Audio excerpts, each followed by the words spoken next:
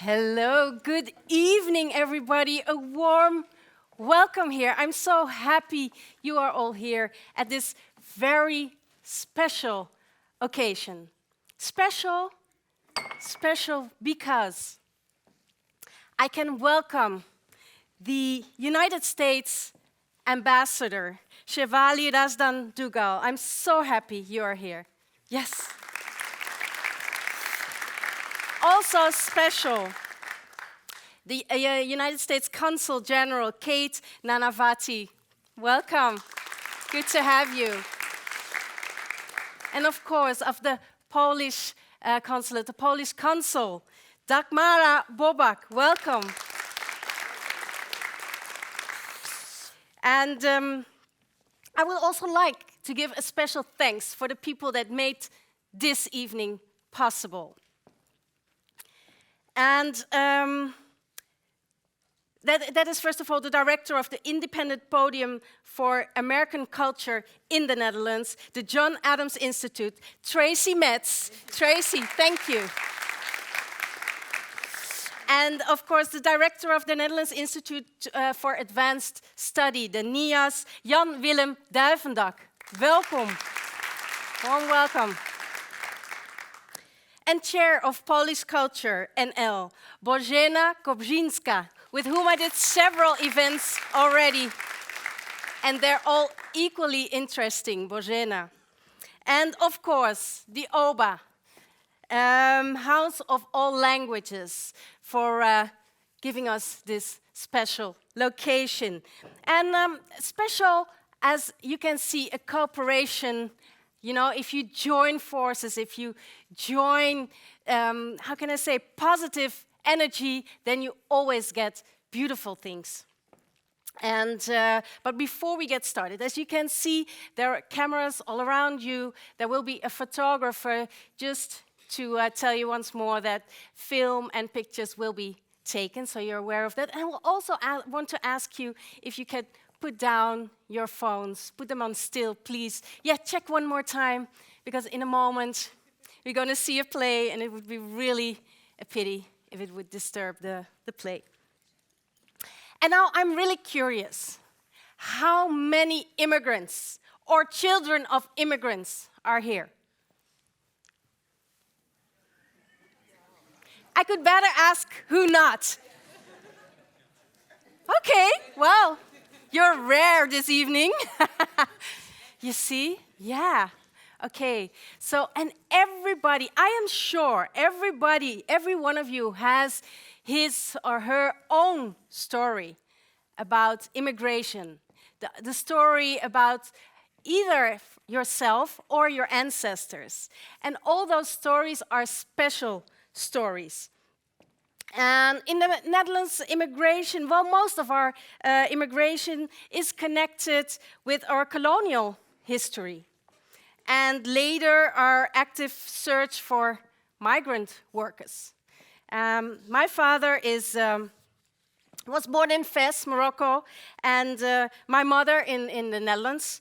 And as a child, my cultural origin was a given. That was, you know, first when I grew older, and then I worked for KLM and traveled the world, and then I was living on the island of Curaçao, and then I realized, okay, this is the value of getting from different cultures and different backgrounds. Yeah, and migration is not something of this era, it's nothing new. And for example, did you know that migration between the Netherlands and Poland, as Polish culture NL is here and Polish people are present, did you know, well no, let me start by asking you something else. Did you know that Amsterdam was built on poles? You did. I also did. I did know that. But I did not know that those poles came from Poland. Did you know that? No. Bożena told me. And it's such a nice thing to know. And the thing is, if you know more, then you understand more. And of course, we cannot know everything. But at the same time, I always think there's always something that I don't know. There are always things that you just don't know. You cannot know everything. But I think it doesn't matter where you're from, but I think that if you realize that the other is not far, but close, and not strange, and that difference is nice. Why not? Different is something positive. Then the road, I think, to more good stuff is free. And good stuff is what we're going to have this evening. So I'm very happy with this. And this evening will consist of 2 parts, actually. We will see a shortened version of a Polish play. And it's by a Polish playwright. It's called The Emigrant.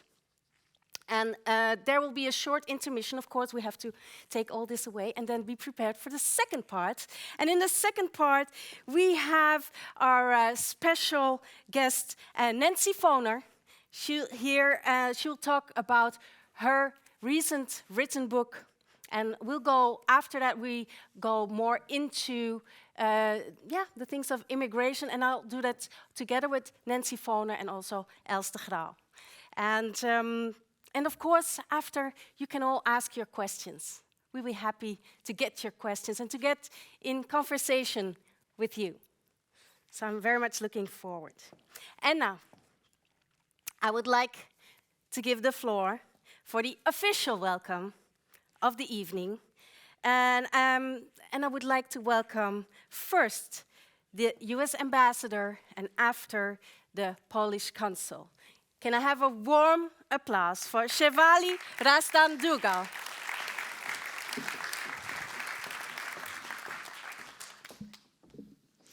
Good evening, everyone. It is truly a pleasure for me to be here with you all tonight. My name is Shefali Razdan Dugal, the United States Ambassador to the Kingdom of the Netherlands. I would first like to express my sincere gratitude to the John Adams Institute, Polish Culture Netherlands, the Public Library of Amsterdam, and the Netherlands Institute for Advanced Studies for organizing and hosting this event on such an important topic. When I received the invitation to speak, I immediately said yes, because the topic of immigration is very close to my heart. I am the first person of color to serve as a United States ambassador to the Kingdom of the Netherlands. With my mother holding the Bhagavad Gita, I was sworn in as the United States ambassador by Vice President Kamala Devi Harris, the first woman, the first Black American, and the first South Asian American to serve as Vice President of the United States. I often tell people, I love the United States like only an immigrant can. I came to the United States when I was 2 years old, and I was raised by a single mom. Mummy worked 2 minimum wage jobs to support us. She was a seamstress during the day, and she cut vegetables at the local grocery store in the evenings. I grew up in the United States since 1973, although I became an American citizen in 1992 when I was 19 years old. I went through the entire naturalization process, and believe me, it is an arduous process. Specifically so I could vote in the 1992 presidential election. Voting for a candidate whom I deeply admired and believed in was my motivation to become a United States citizen. While I faced many struggles, I am profoundly and infinitely appreciative that I grew up in the United States, a democracy, a salad bowl that encourages the many colors, shapes, sizes, and textures which accentuate the diversity and beauty of our country. A melting pot is inherently an incorrect concept. where one's identity must be evaporated away to become something more palpable to others, something less colorful, rich, and dynamic.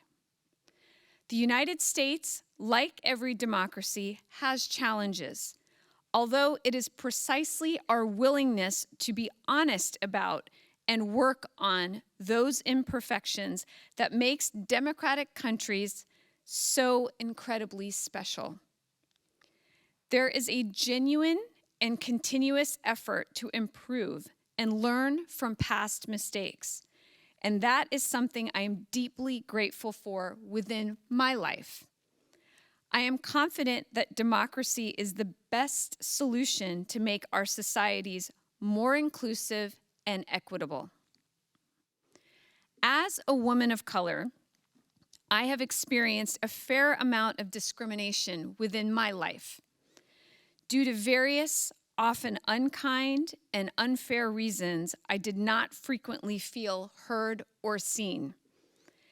As U.S. Ambassador, there is an inner fire within my heart to not, whenever possible, have anyone feel the way I did as a kid. That is the reason why it is my priority to engage directly with underserved communities, go to places and visit people who may not have ever anticipated getting to meet a United States ambassador. Democracy is a worthy endeavor, and I am extremely appreciative the Biden-Harris administration is focusing upon that ideal. And we are doing it with irrefutable partners and allies throughout the globe.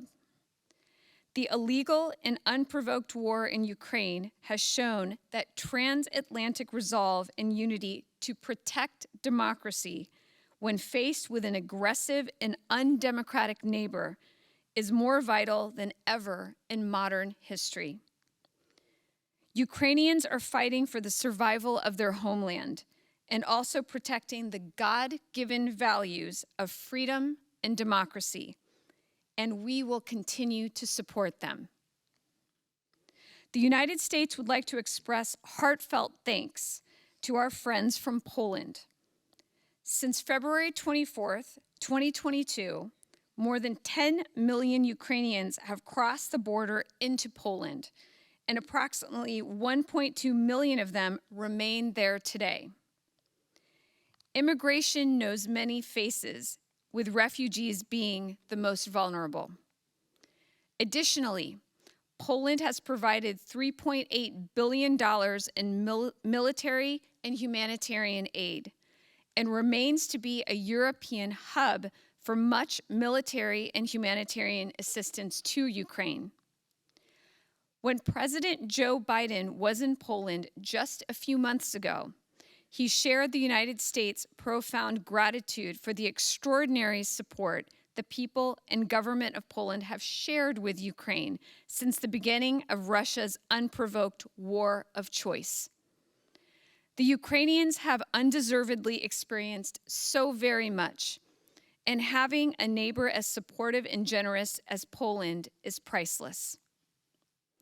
I look forward to hearing from the other speakers and watching the play. We are so lucky to have the artists come from Warsaw to perform for us tonight, and what a great way to set the stage for the academic discussion afterwards. Thank you.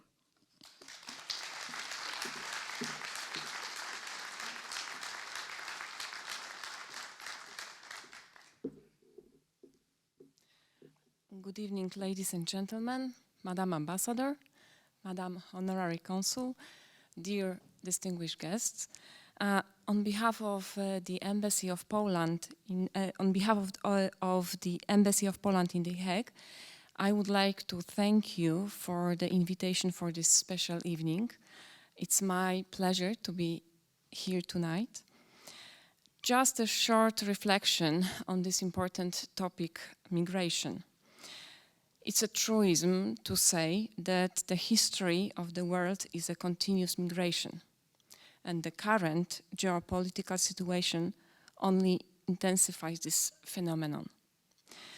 From the perspective of my home country, I can say that through ages, Poland has been experiencing migration in both directions.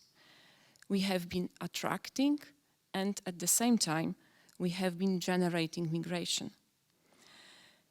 Even if Poland is a fairly ethnically homogeneous country, migration influences Polish identity. The performance which we will watch this evening is based on Slawomir Mrozek, a play titled The Immigrants. It's worth mentioning that the play was written in 1974, 11 years after Mrozek himself emigrated from Poland due to political reasons, first to Italy, then subsequently to France, and later on to the US. The Emigrants shows a bitter and ironic portrait of two Polish emigrants in Paris in the 70s of the 20th century. However, it encourages also a completely different and universal reading. The play is still relevant today, even here in the Netherlands. I had already had a chance to watch this play last year during the premiere show of the Emigrants in The Hague. Therefore, I know that today we can expect many artistic impressions and a strong reflection on the fate of a migrant. I personally look forward to it, and I wish all of you a pleasant evening. Thank you.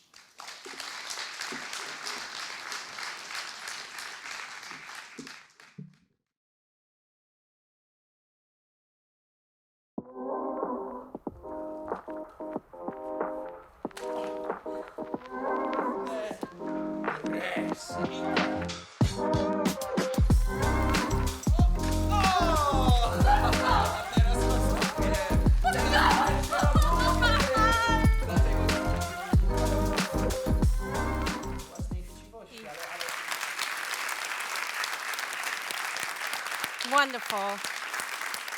Thank you so much. Yes, yes. Welcome back, everybody. And it's always nice to see everybody chatting with each other, getting to know each other sometimes, new contacts, and maybe some that you haven't seen in a long time. Nice. Welcome back. And I can imagine the play we just saw calls for a lot of emotions, maybe recognizable, maybe just emotions that you can understand, comprehend. And I think it was a really intense but good play. And I think it was really nice to listen to a different language and at the same time be able to follow it at the screens. I mean, of course, you have to divide your attention, right? But it was kind of nice to be somehow involved in that as a viewer. Yes, and now we come to the second part of the evening. And we will talk more about immigration. And the next speaker, she'll talk about immigration and the transformation of society, of America. And she's a distinguished professor of sociology at Hunter College and the Graduate Center of the City University of New York.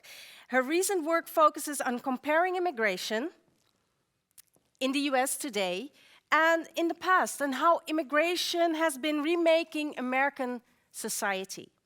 The impact of immigrants over the past half-century has become so much a part of everyday life in the United States that we sometimes fail to see what really happened. And that's what she makes visible through her book, 1/4 of the Nation, Immigration and the Transformation of America. Can I have a warm applause for Nancy Foner? Thank you very much. Thank you. Thank you. Thank you very much. I have a few thanks to, I'm delighted to be here in Amsterdam and of course at the John Adams Institute event. And just before I begin, I want to thank Tracy Metz of the John Adams Institute and Jan Willem Dijvendak of the Netherlands Institute for Advanced Study for arranging this event. And I'm delighted to be here. To talk about my book, my latest book. I have to show you the cover, right? And my book and my talk this evening, as you've really already heard, are about the very far-reaching and profound changes that immigration has brought to the US in the last 50 years, as it's transformed large portions of the country's institutions and culture. The numbers are really extraordinary, and I say this, you know, I deal with this all the time. I write about this, and I look at it, and I say it, and every time I do, I am struck once again by how extraordinary the numbers really are. By 2020, an unprecedented 45 million immigrants were living in the US. That's the largest number ever, not the largest proportion ever, but the largest number ever. And if you add their children together with their children, they totaled nearly 86 million people, accounting for 26% of the nation's population, more than 1/4 of the country, which is the reason for the title. Up to now, much of the discussion, however, about contemporary immigration impact has focused on how it changes the lives of immigrants themselves. And obviously that's a critically important topic, and much of my own work, in fact, in the past has dealt with that. But in my book, in my latest book, I take a different approach, focusing on how immigration has transformed American society and culture. And I give a big picture view through a national perspective, and I examine a number of key economic, social, political, and cultural domains. So what I'm going to do is just take you very briefly through some of the topics that I discuss and to provide a very brief overview of these changes. So I'm going to start out with the subject of race. Few things have changed America's racial picture more conspicuously than the last 50 years of immigration. For much of the 20th century, race was mainly a matter of black and white in the US. If we go back to 1960, fully 85% of Americans were white, what we would now call actually non-Hispanic white. When most Americans thought of minorities in 1960, they had black people in mind. Hispanics were a mere 3.5% of the US residents, and Asians were barely visible at less than 1%. Non-whites, non-Hispanic whites alone have shrunk to 60% of the population. So it's from 85% in 1960 to today around 60%. Hispanics at 19% have become the largest minority group in the US, and Asians are now at 6%. While about the same percent are black, almost 1/10 are immigrants, with the overwhelming majority from Africa and the Caribbean. And actually, if you can also count the children of black immigrants, about 1/5, 1 out of 5, of black Americans, well, I should say black people in America, right, are immigrants or children of immigrants. The huge growth of the Hispanic population has had an impact on American cities, towns, and suburbs, and the growth is really remarkable due to immigration, but I should also say also to births. The Hispanic population in central cities went from around 3% in 1970 to 25% in 2010. And I know I'm going to be giving a fair number of figures, but I think we really need to see those figures to get a sense of what's been happening in the US. And just to give you an example of 2 cities, the city of Los Angeles went from about 10% Hispanic in 1960 to nearly half by 2019. Miami-Dade County is now a Latino global metropolitan giant. In 1960, 5% of Miami-Dade County was Hispanic. The figure now is 69%. The expansion of the Asian American population in cities like New York and Los Angeles we've seen an expansion there with cities like Los Angeles and New York, which had old historic Chinatowns, although they were actually quite small in population. And we've seen a huge explosion or expansion of the Asian population in places like New York and LA, but they were also an expansion in places where they were hardly present half a century ago. Cities like Houston, for example, Las Vegas, and Minneapolis, and that's just to name a few. And immigration has not just had an effect on demography and the numbers, but also perceptions of race as well.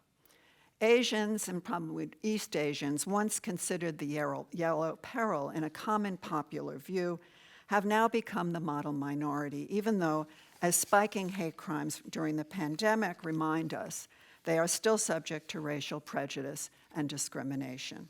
The very category Hispanic is a modern-day invention, in fact, only first used in the census in 1980.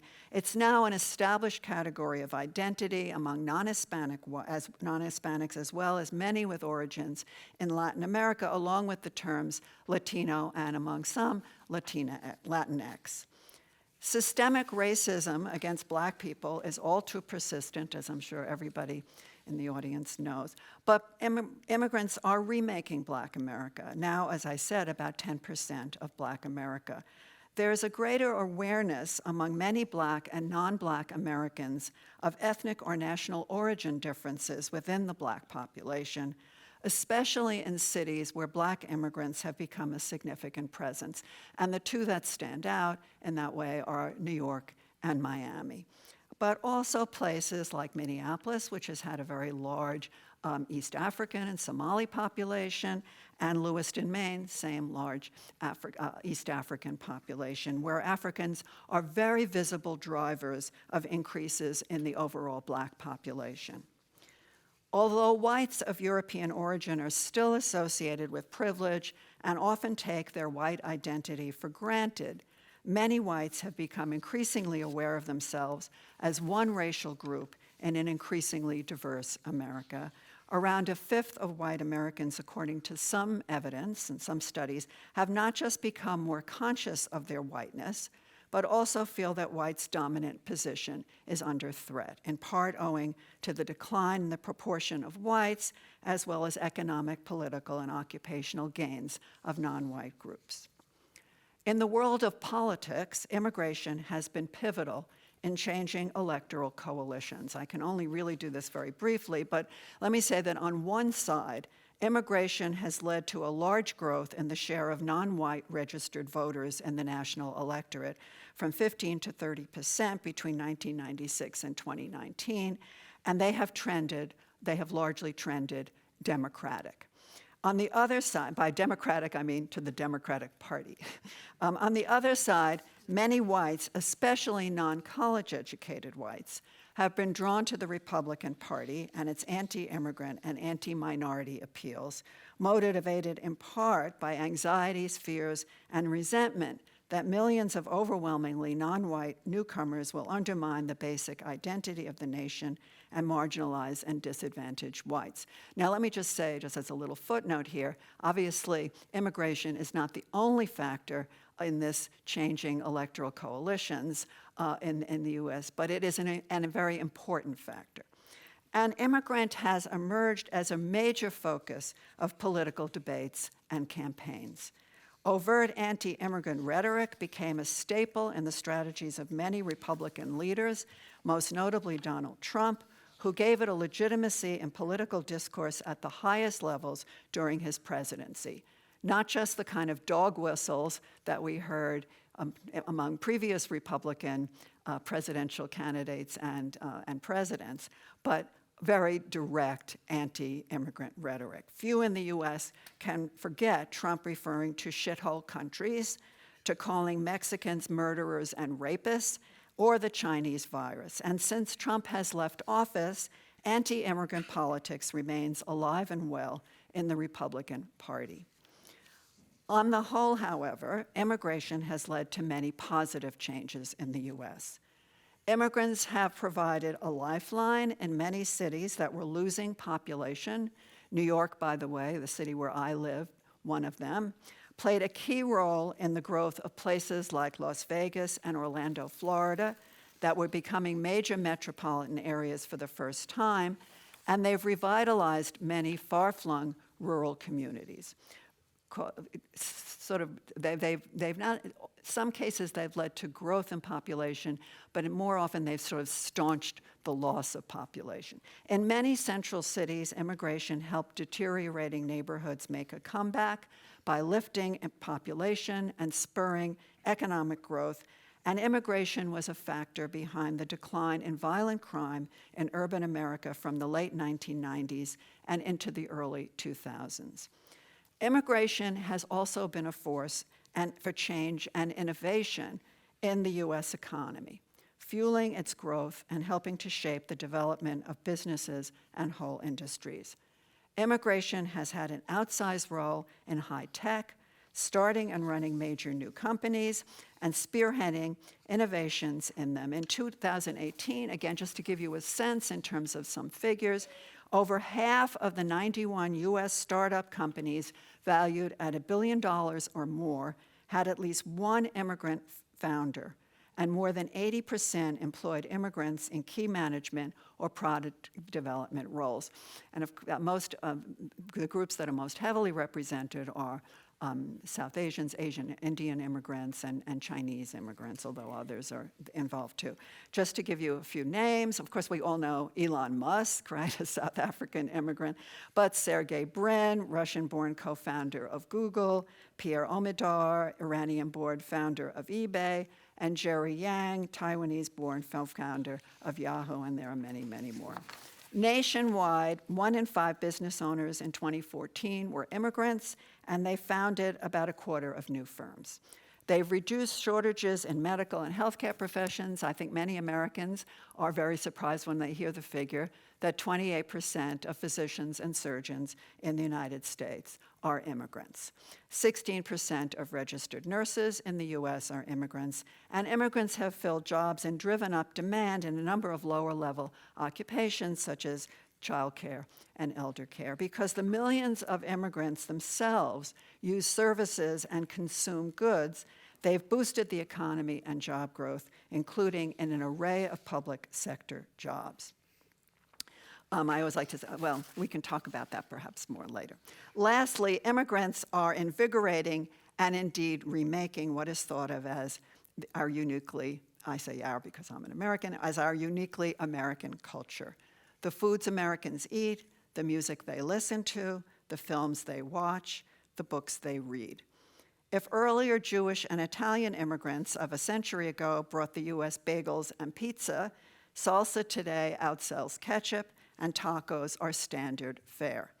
In 2015, Chinese restaurants in the US outnumbered all the McDonald's, Burger Kings, and Kentucky Fried Chickens combined, and they now include a broad range of regional dishes and flavors, and they are really virtually everywhere, including really very small places all over the United States.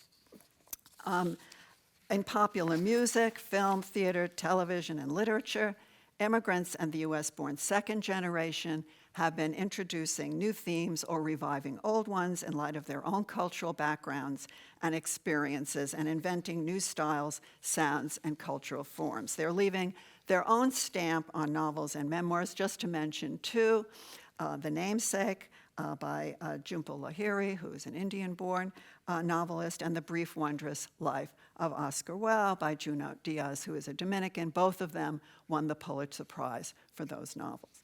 Immigrant and second-generation pop music superstars have brought Latin rhythms fused with American popular music to mainstream audiences, introduced the sounds of Jamaican reggae, Cuban salsa, and Dominican merengue, and played a major role in the creation and development of hip-hop, which is very often thought of as an African-American invention, and although African-Americans were involved in its origins, so were immigrants from the Caribbean, both from the English-speaking Caribbean and the Spanish-speaking Caribbean. In terms of some of the superstars, one of the most famous is Cuban-born and Miami-based Gloria Estefan, a recipient of Kennedy Center Honors for her contributions to American culture. Kennedy Center Honors are a very big deal in the United States, a big TV presentation, very, a great honor. In terms of hip hop and rap, Nicki Minaj, born in Trinidad, is said to be one of the best-selling female rappers of all time. So I'm going to conclude, right, after this very brief review, that immigration of the last 50 years has been reshaping and remaking America. And I should say, this is, of course, nothing new. Immigration has always been reshaping and remaking America. But it is doing it in new ways in the recent period. If there's a final lesson, it's that immigration has been, and no doubt will continue to be, a part of the evolution of American society and culture, and understanding these transformations is and should be a key part of our understanding and analysis of immigration's enormous impact in defining and redefining America. So I'll stop there and we can have more of a conversation about some of these changes. So thank you.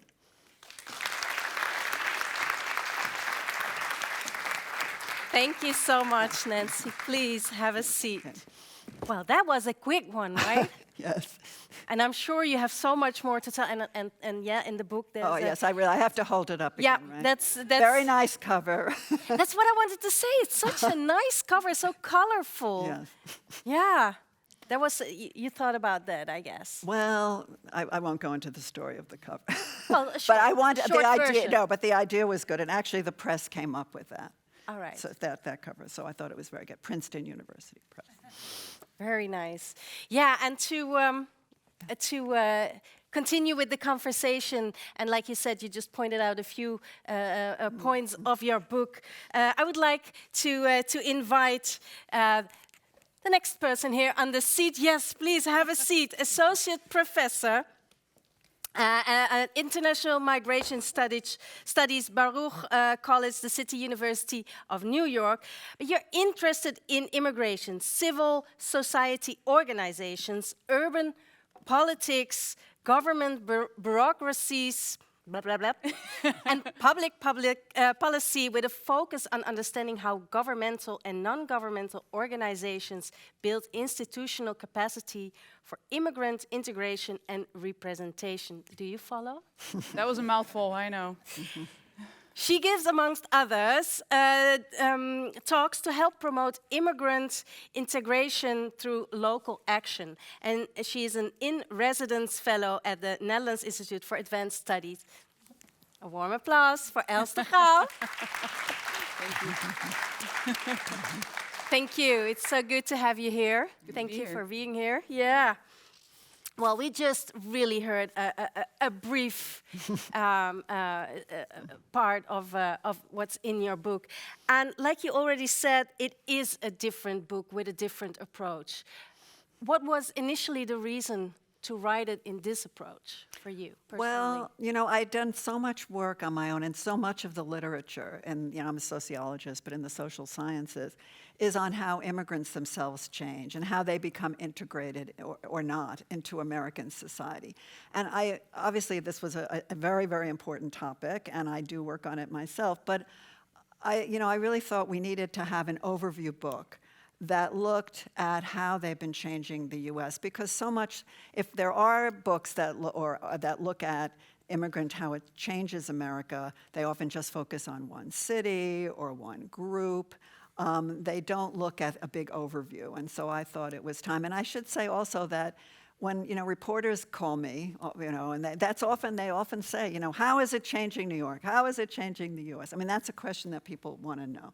And so I thought, the U.S. has been having really massive immigration since 1965, and I didn't really discuss that or even mention it. Why 50 years or why 1965 was this big, important year in immigration in the U.S. So maybe I could just frame it a little bit.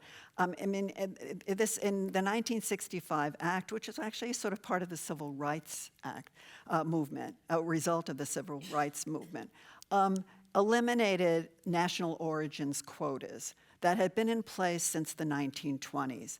And just to backtrack a little bit, they had been put in place in the 1920s in the US basically to stop or and severely reduce immigration from Southern and Eastern Europe, primarily Italians and Eastern European Jews, who were coming in the millions at that time. And so the 1924 Act put in place national origins quotas that gave preference to Northern and Western European countries and slashed the quotas from Eastern and Eastern and Southern Europe, as well as other places as well. I mean, Asian immigration, which had already been cut, the Chinese case was cut further in 1924. So this was really the system that existed. In 1965, they did away with national origins quotas, and now the system favored family reunification. Actually, about 2/3 of immigrants who are lawful permanent residents, admitted as lawful permanent residents, come as family members of those who are already here, and the basis of employment. And after 1965, the numbers of immigrants rose and kept rising, so that in the last, since 2001, and every year, the U.S. has admitted at least around 1 million lawful permanent residents every year. Yeah. And also, as I said, employment. And also, the source countries changed. So just to give you an idea, in 1960, 75% of the immigrants in the U.S. were European. Now, partly many of them were older who had come earlier in the century. Today, 11% of immigrants in the U.S. are European.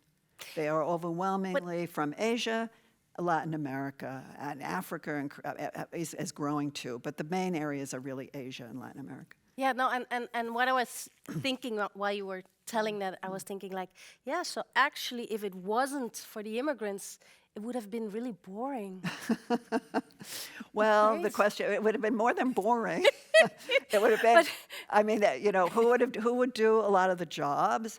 Who would have given the economy the vitality, and the cities and rural, I mean, the vitality? And actually the cities, because that is good to clear up a little bit, because while Nancy gives us more like an overview, you are more like in the cities, right? Yeah, I'm one of those researchers that focuses on one city and then sometimes loses the big picture.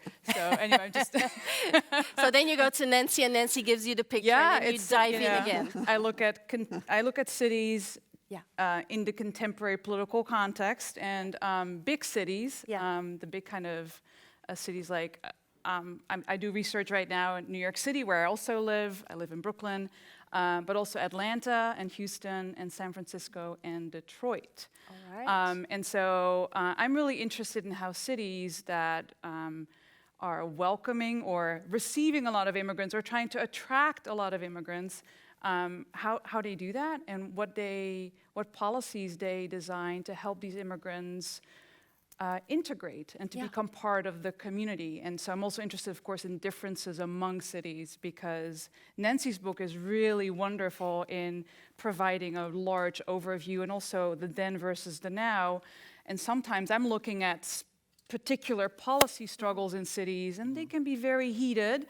And then I'm reminded, I think there is an upward line that we are working towards something good. But sometimes in my work, I don't always see that, because I'm looking at one city in a relatively short span of time. So that's actually because I wanted to ask you that. What does the book mean for you specifically in the way you work? So it gives you like an overview which you can use in the way you do. Yeah, and of course, if you study cities, given that the U.S. is a federated system, federated government system, the federal government has the most power, near monopoly power, when it comes to immigration issues and citizenship issues.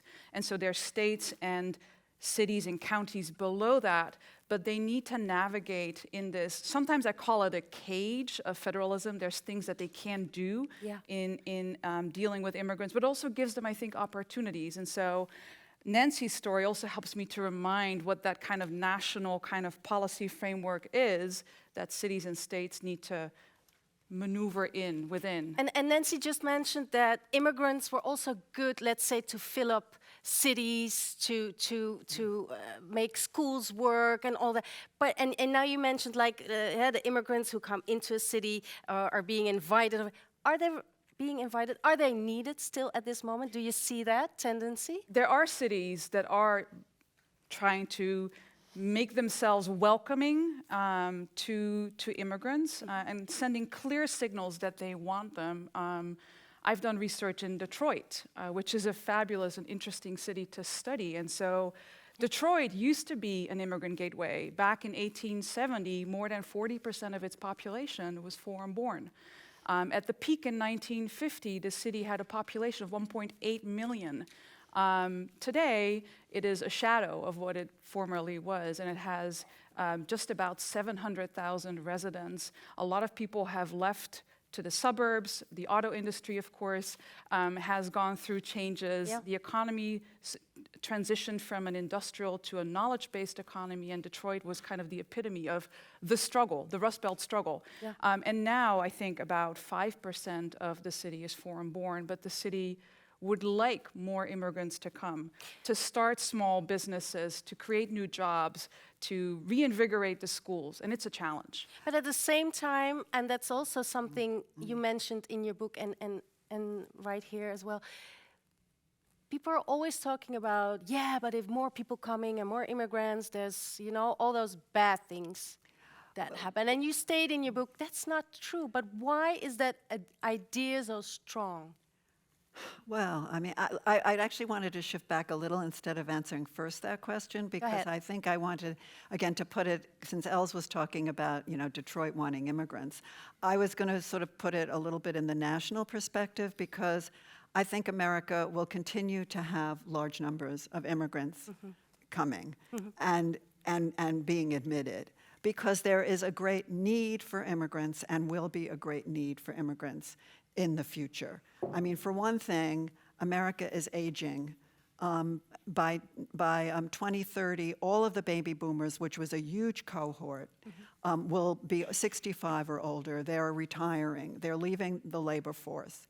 For another thing, the U.S. has declining fertility.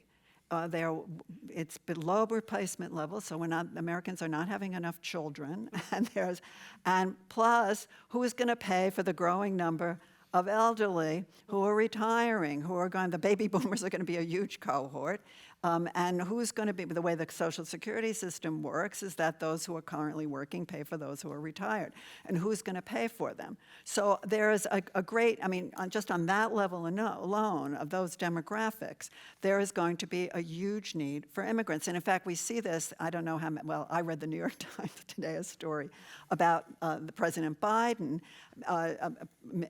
some of the executive measures that he's been taking to allow more many hundreds of thousands humanitarian immigrants into the United States. And very interesting, in some areas, the Republican cities are against this and claiming that it's, you know, ruining America, and one of the issues is diversity. But actually, a lot of employers in these areas say, we need immigrants. We don't have enough workers. And so, I mean, there's always been that tension in the U.S. Yeah. But, you know, why, and I think to go to your question about why people are, I mean, a lot of it seems to be in the U.S. case is a lot about race and about the changing racial and ethnic diversity of the United States. Yeah. And I think that is a big reason, not the only one, a big reason why people are not so excited about, in some places, not all. And I think that's, by the way, you know, different cities are different in terms of their welcoming policies. I mean, I'm a New Yorker, and actually I have written a lot about New York. And New York City is a very relatively welcoming city to immigrants. It happens to be a democratic city. It happens to have a city with a very long history of immigration. It has a very large immigrant population of over 3 million with their children. They're more than 60% of the population. And and every racial ethnic group in the city has a large percentage of immigrants, including there are a lot of white immigrants from Europe. And so I think New York is very is welcoming of immigrants. I always like to tell the story, and then I'll stop. But it was in the New York Times when Rudolph Giuliani, who I'm sure many of you've all heard of, right? Who was trying to run for president, and when he was trying to run for president, he was very anti-immigrant because he was running as a Republican. However, when he was mayor of New York, he was actually very sympathetic to immigrants, and especially undocumented immigrants. And so the columnist in the New York Times, as he said, he's a long way from Ellis Island. Because if you want to get elected to a citywide office in New York City, you have to be pro-immigrant. You have to be, you cannot be an anti and get elected in certain sections of the city for local office, maybe, but not in a citywide office.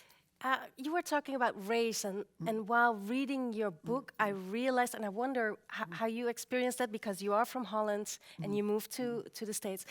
When I read the book, and it's so much about race, of course, but also the registration of black or who is to be registered black or white, and then the story of the father in a mixed marriage and the children, and then one is really black and other.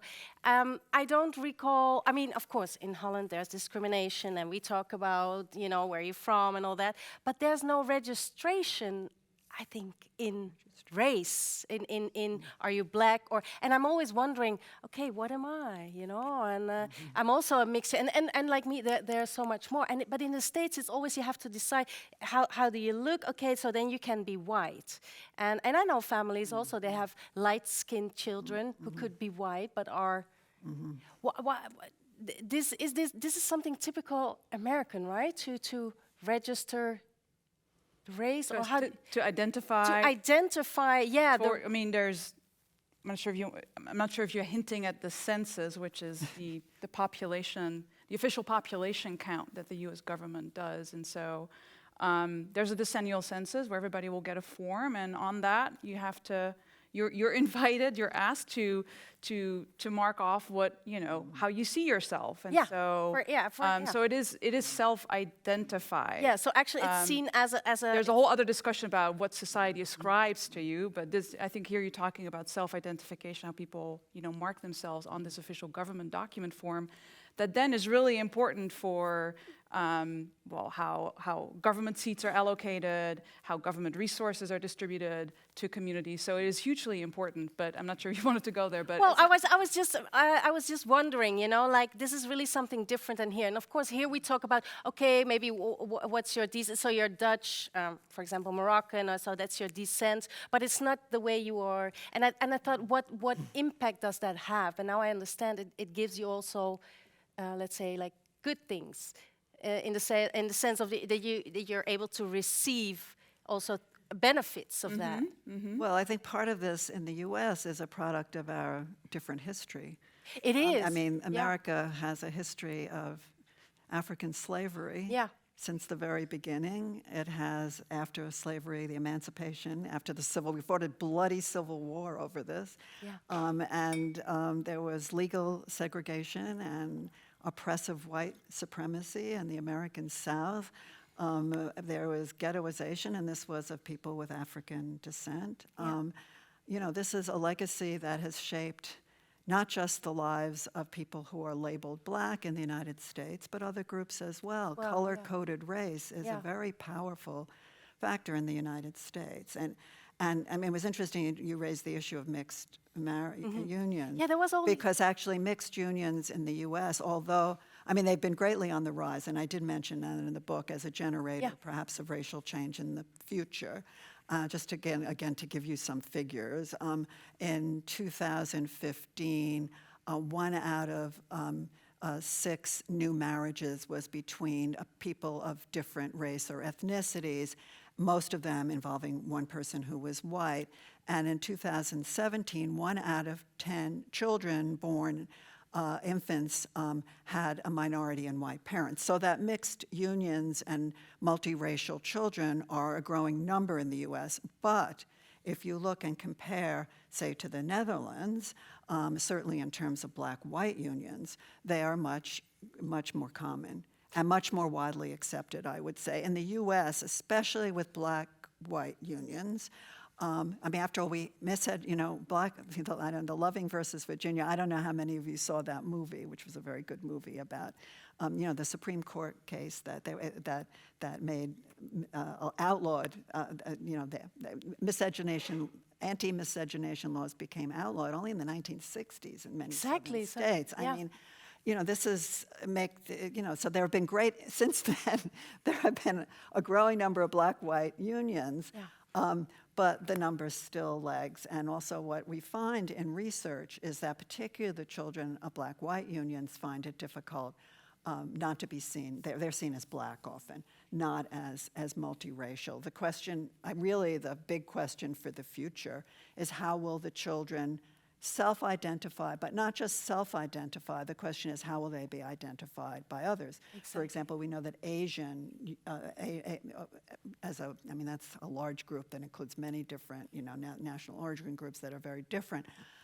But as a big category, about a third of the second generation Asians in the US have a partner of a different race or ethnicity and mostly white. So, the question is how are they.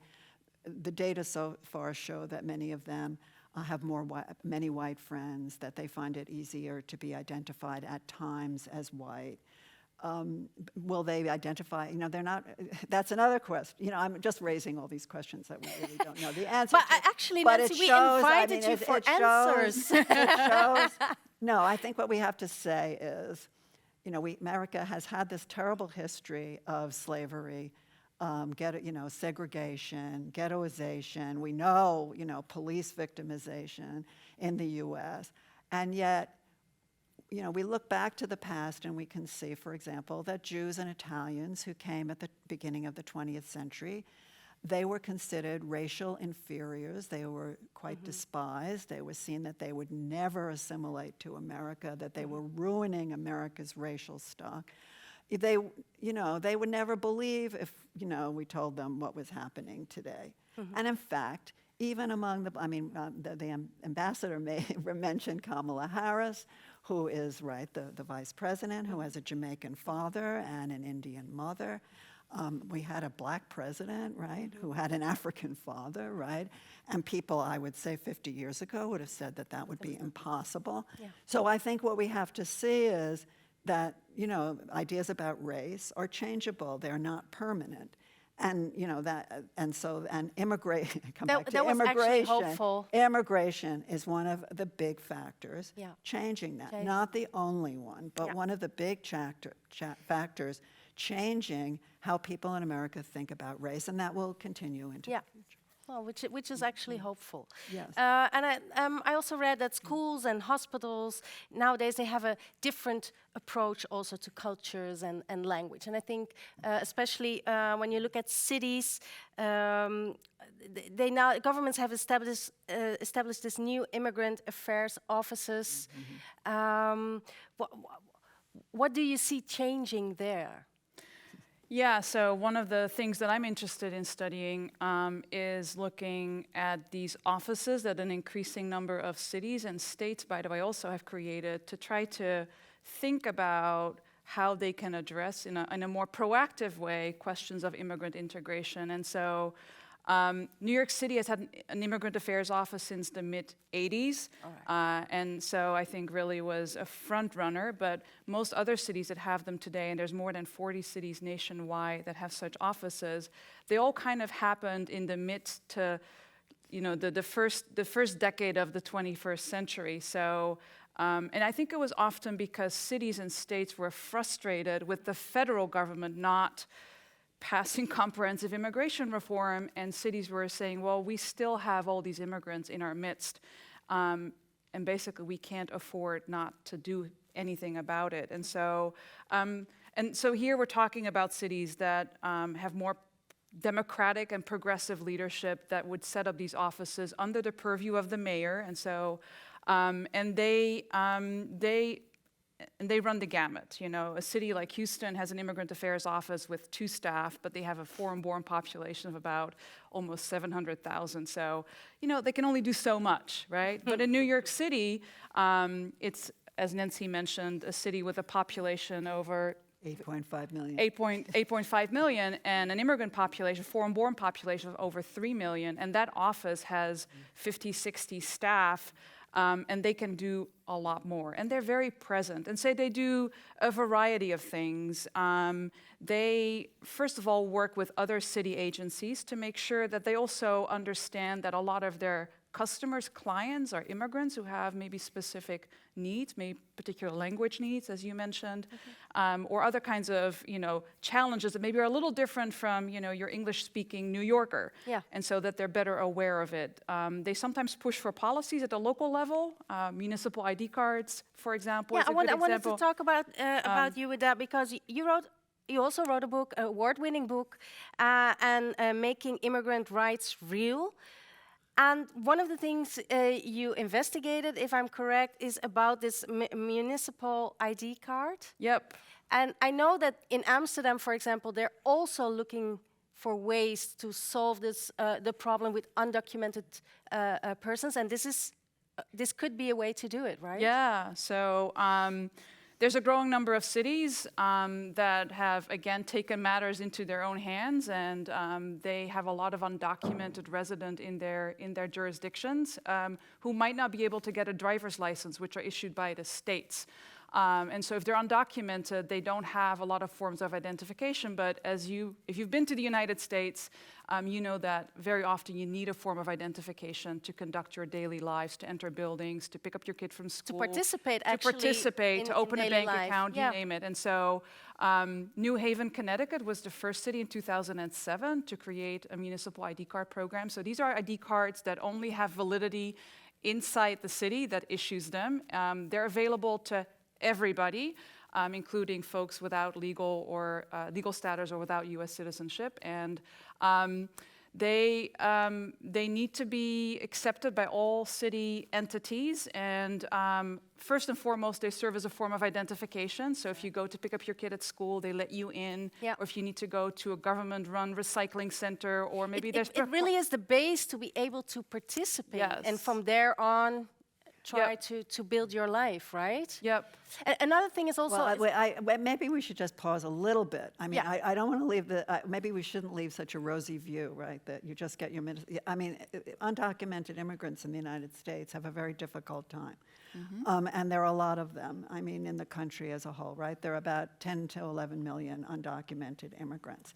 They are an increasingly settled population. 2/3 of adult undocumented immigrants have been in the U.S. 10 years or more. There's virtually no way, I mean, it's become increasingly hard to legalize your status.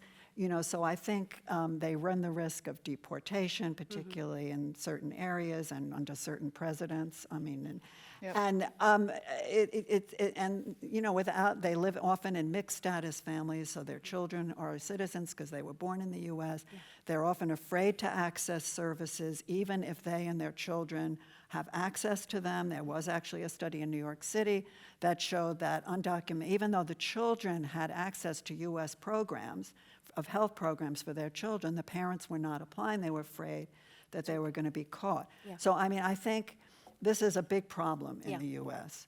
I mean, Obama tried to deal with this, President Obama, by providing, you know, the DACA program, Deferred Action for Childhood Arrivals, for young people who came into the country as a very young age who were undocumented, by giving them, if they applied and got DACA, they could not be deported, and they had the ability to work, which is another problem, right, for undocumented. Yeah. In terms of working, because they can't show documentation, they are not able to get jobs in certain mainstream institutions. They are exploited at work. I mean, you could go on and on and on. So that is a problem in the United States. Well, and also I think it bears reminding that these municipal ID cards, it's just, it's this relatively small number of cities that are doing this. And so I call them the integrative cities, but you also have plenty of cities that are much more kind of going the enforcement route of things. Yeah. They embrace collaborations with federal immigration officials to find and detain and then deport undocumented immigrants. So it's a very, undocumented immigrants have a very, very tough time. Yeah. And depending on where they live, and that's something that I'm interested in, depending on where they live in the United States, they can be treated very differently by city or state governments, depending on the orientation of the people in power, the number of civil society organizations on the ground that can offer them a lending hand, or if there's programs like municipal ID card programs, or in New York City, we have now better access to healthcare, even for folks who are undocumented and don't have health insurance. And so, but again, it is. I understand. It's the exception. It's the But exception. I understand, and of But course, I want and to, actually, can I just come back to something that you asked me before, which was, why are people don't like immigrants, or why do they have this feeling? First of all, a lot of Americans have the misconception that the majority of immigrants are undocumented. That comes out in surveys. They are not. The majority of immigrants are lawful permanent, are in the U.S. legally. They have some kind of visa that allows them to be in the U.S. They may not be lawful permanent residents, but we have a lot of temporary immigrant visas that people get. So I just wanted to, I think that's another aspect that's good to mention. of people's feeling about immigration, that they overemphasize the number of undocumented and also think they're all being smuggled across the border when in fact about half of the undocumented came on temporary visas of one sort or another and overstayed. Many of them are overstayers. So it's good to mention those. I just wanted to, No, because that I think is another important. reason people feel like, and they often say, many Americans will say, well, my relatives, when they came, they were documented, they were legal. Today, they're undocumented. Well, when immigrants came at the turn of the 20th century, there were no numerical limits on immigration. All you had to do was get on the boat. Well, in Germany or in Italy, now you had to be inspected there for health because actually there was a law, in 1901 that said if the steamships brought people to the U.S. and they were rejected, they had to pay for the passage back.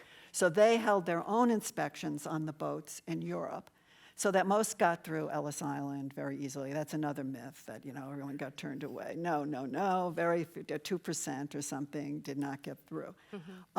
But, so they had this myth that, because there was really, the only, that does not apply to Asian immigrants. The Chinese Exclusion Act in 1882 banned basically Asian immigration. So they did not have the ability to just come. But immigrants from Europe, really, they didn't have these limits. Visas, you didn't need a visa until the 1920s. I want to talk about another thing. It's just compared to these issues a little bit lighter, but it's also an important thing. It's the language. As I could read in your book, the ideas about language also changed, and it's nice to mention it as well because Polish culture also gives attention to bilingual children. A lot of kids here in Amsterdam are bilingual, or even they know more languages. And recently, they have changed in this city the idea of the importance of just learning one language, and also giving importance to the language from ancestors, parents, or even from the kids themselves.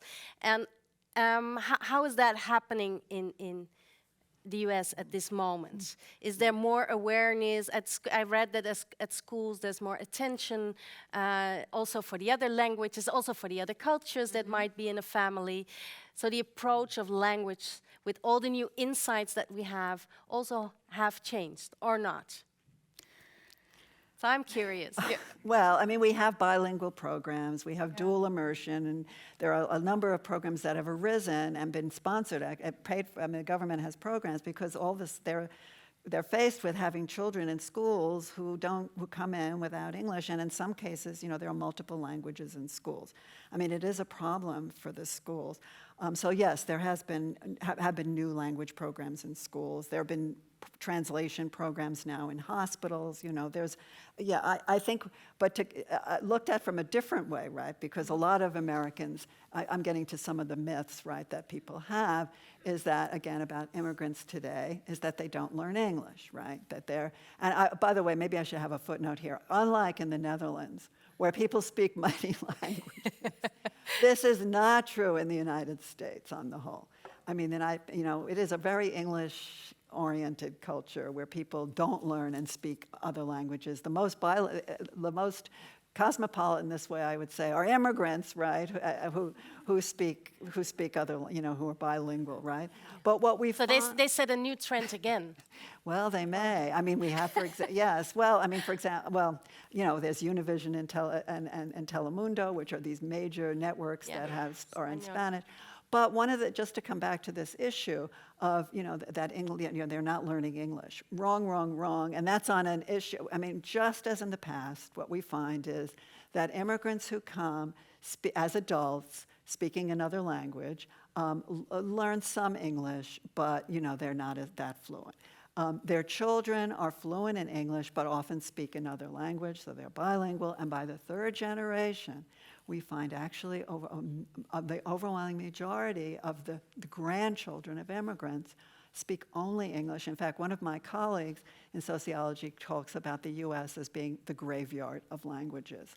You know, so yeah, so we, okay. I mean, we have. Yeah, if I could just add, I do think there is growing appreciation in the United States for folks being multilingual, right? I think it's kind of cast as it is a skill, right? It's a skill that will help you in the labor market, and so immigrants indeed understand that English is the language of opportunity, right? They want to learn it. I think what's often challenging for immigrant adults is that they can't always find the time or the money or a classroom to go to because there's not enough ESL kind of opportunities, English as a second language opportunities for them to learn English.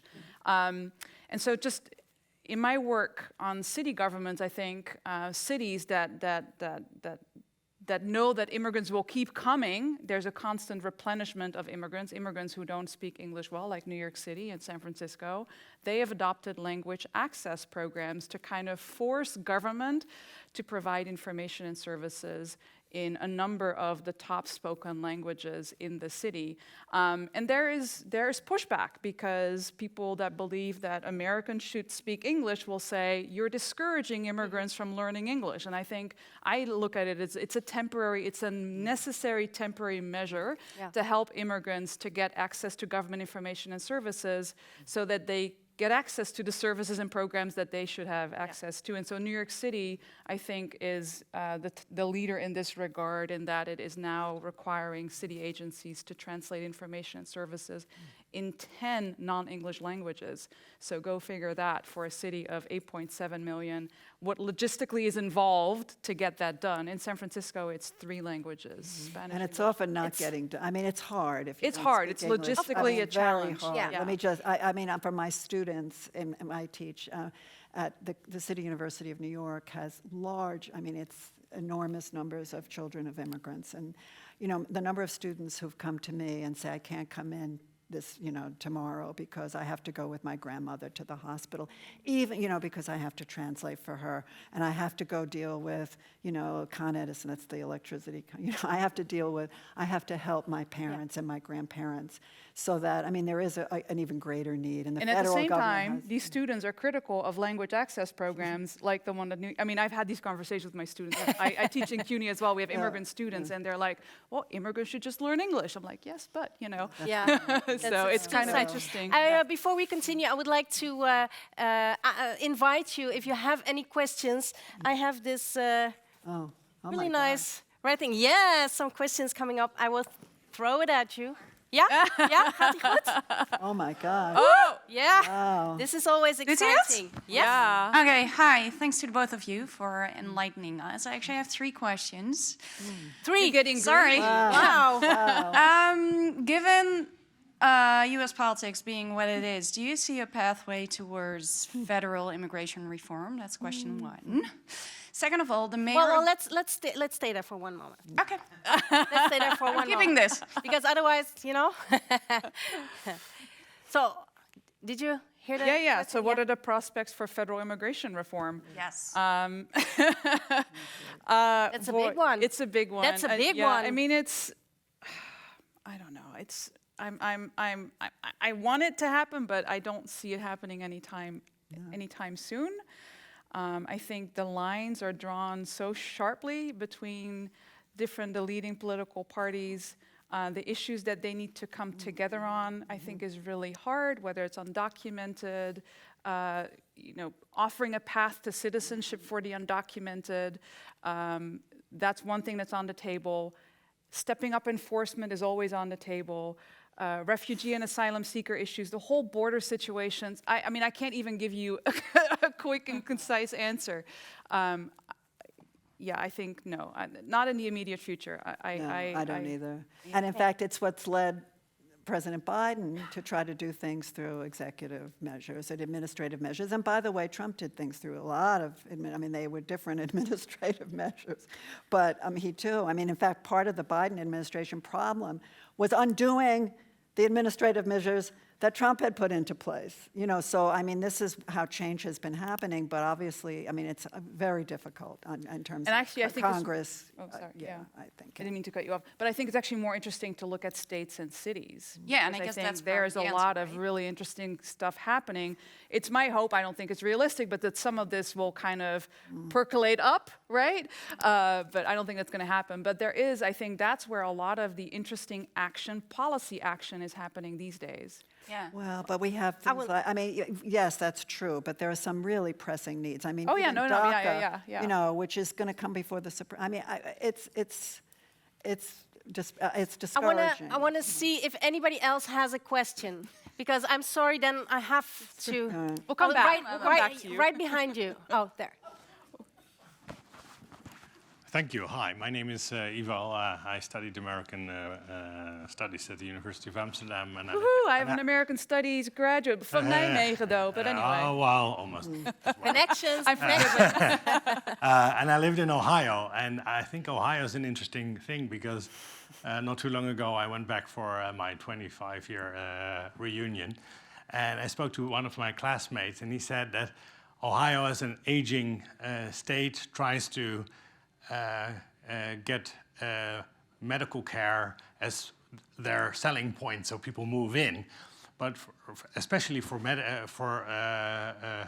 hospitals and stuff, you need immigrants a lot, because especially when there are many older people in Ohio. Ohio is not so much a democratic state anymore, very Republican. How do states like Ohio get those immigrants in for the industries they need, while the politics, on the other hand, tells them to go away? Okay. So if they work together, well, actually, that's also something you mentioned. Well, I don't know how many jobs there are in Ohio. But, Ohio has lost jobs. Especially for unionized workers and white workers. So yes, they're encouraged. It's interesting about immigrants, though. If there are jobs, immigrants tend to now gravitate to places where there are jobs, even when they're in places where the politics are rather hostile. You look around, that's how there have been some changes in states. But they come to the U.S. to work. To work, yeah. That's why they come. They come to work. They come because they want their children to do better. Yeah. And they work hard. They want to send. Often they come because they need and want to send money back home. So they are motivated to work, and they'll often go to places that are not very hospitable, because that's what they're not the only person there. They're going to places where there often are immigrant communities, and immigrant communities grow. So is but that, I think that they do go to places. That is not. There's not an answer to his question. Actually, it's just a difficult situation. But it's not all doom and gloom in Ohio, because Dayton actually has been leading the kind of welcoming movement. So some cities will kind of, even if they're in a sea of red state officials, right, they will kind of do their thing. And Dayton actually, worked very closely with this nonprofit Welcoming America to do what they can locally to make the city attractive to immigrants. Maybe not, they cannot bring immigrants from outside, but they can maybe woo immigrants from elsewhere in the U.S. to come to Dayton. I'm not sure to what extent they were successful, but And employers are involved as well. Yeah. And there are networks of immigrants who also tell people about what the jobs are available, and that's how they find out about jobs. And often employers actually prefer to hire immigrants. And so, the word gets out, heavily through networks. But employers, I think that's also a big fact. Mm-hmm. Yeah. So, one last question. Ooh, now it's getting... Who gets the dice? One last question. Hello, good evening. My name is Eva. I have a very short question. Oh. It's 2023. We are in US, in New York. My visa expired. What do I do to become legal, so to speak? Very practical question. Yeah. So you said She wants to become legal. Oh, you want to become, you become Wait, do you want to immigrate as an... You are already undocumented there. and you're living in New York. So I'm documented, right? Yep. So what do I do to be able to stay as a... Oh, my gosh. Well, know. that's Talk to a that is lawyer. Okay, talk to a lawyer, I hear here. Yes, go to a lawyer. But it's hard. I mean, it's very hard. Yeah. It's so- become very hard, which is one of the reasons for the big increase in undocumented immigrants. I mean, in 1990, there were 3.5 million undocumented immigrants in the US. Now, one argument is that's because it's become much more difficult to go back and forth to Latin America and Mexico because it's more dangerous, it's more expensive. Doug Massey, a sociologist, makes this argument. But it's been made much harder to legalize your status. I mean, some people still seem to be able to do it, although then I shouldn't even, through marriage. And then you have the person, you can have but that's become very difficult to do. Okay, so marriage. Yeah. I want to make an exception. I want to make an exception because I said the last question, but I really cannot ignore Bożena. So go ahead, Bożena. Well, I have I have one question as a Polish representative. I don't know if you knew that actually the second biggest city outside of Poland is in US. For Poland. That's Chicago. Oh, the Polish city. Yeah, the Polish Sorry, city. I was like, yeah. That's the big one. But going to statistic, actually, in 1990, 150 million people were on move worldwide. In 2020, it's almost doubled, it's to 181.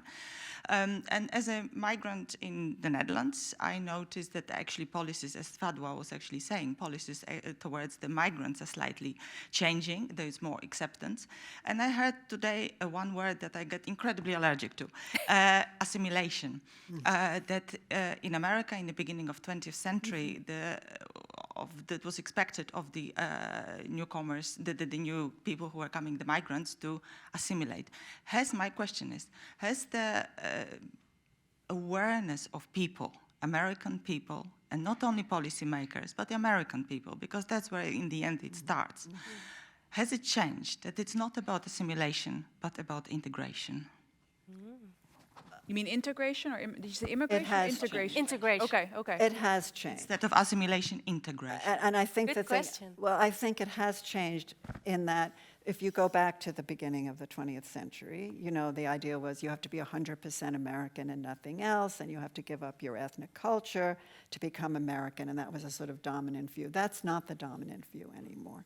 Americans, immigrants and their children can be hyphenated Americans, and that's widely accepted. They're not expected to give up their culture. They can be both, and they can have both at the same time. You can become American and you can maintain your traditional, your former, your culture from the country of origin. So I think, that's I think not everyone accepts that, but it's widely accepted.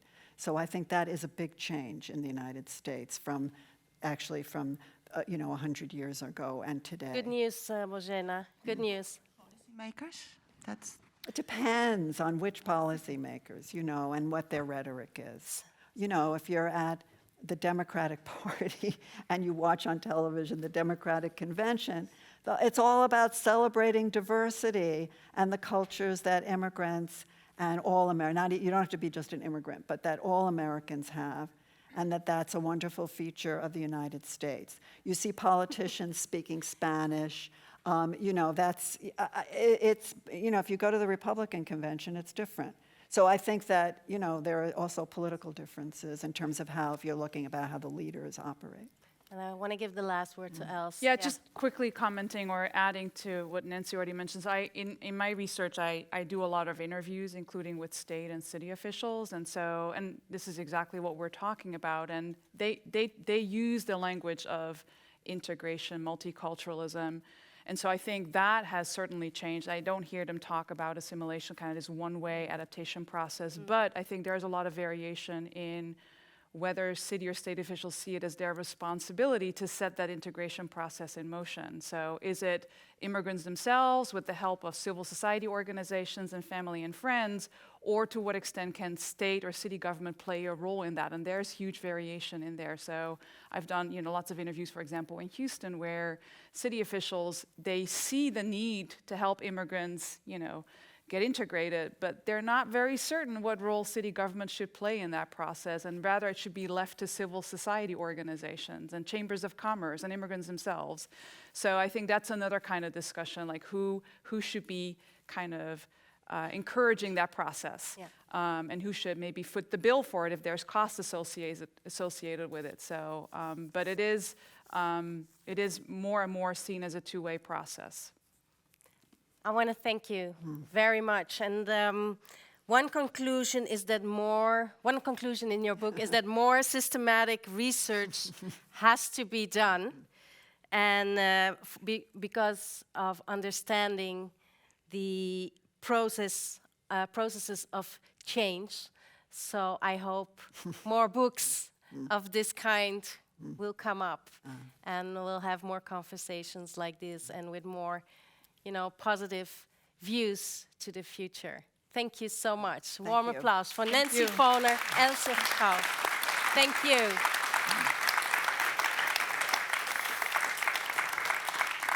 So I want to thank you all so much for being here and creating this evening all together.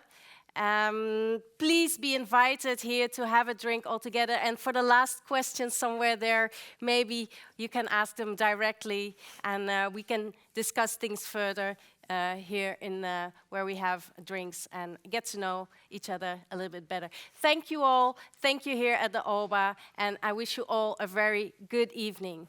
Bye-bye.